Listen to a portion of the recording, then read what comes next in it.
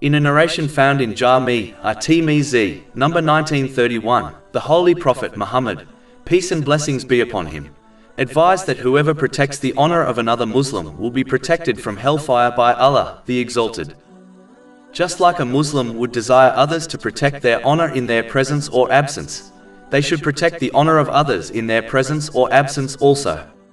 In fact, loving for others what one desires for themselves is the characteristic of a true believer, according to a narration found in Jami' at-Tirmidhi, number 2515. A Muslim should protect the honor of others when anyone else speaks ill about them, such as backbiting or slander, irrespective of if what they are saying is true or not. This is an aspect of concealing the faults of others and leads to Allah, the Exalted, concealing their faults in both worlds.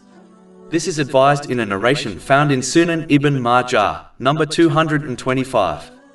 Behaving in such a manner is a clear proof of one's love for others for the sake of Allah, the Exalted, which is a characteristic which leads to paradise, according to a narration found in Jami' at-Tirmidhi, number 2688.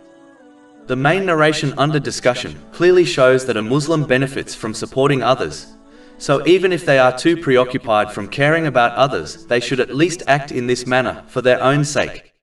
This reality applies to all good deeds, such as charity. One only benefits themselves through the reward they gain when they perform good deeds.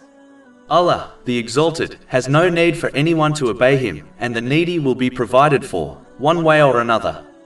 Allah, the Exalted, only gives opportunities to people to gain reward by helping others.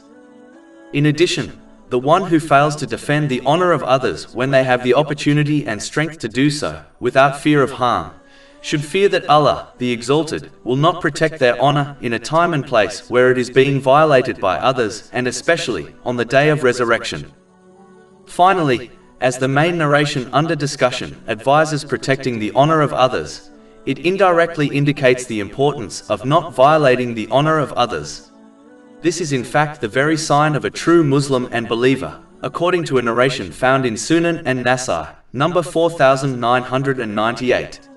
Specifically, it advises that a true Muslim and believer keeps their verbal and physical harm away from the self and possessions of others. Over 400 free ebooks, audiobooks, infographics, podcasts and blogs available on our website, www.shakepod.com.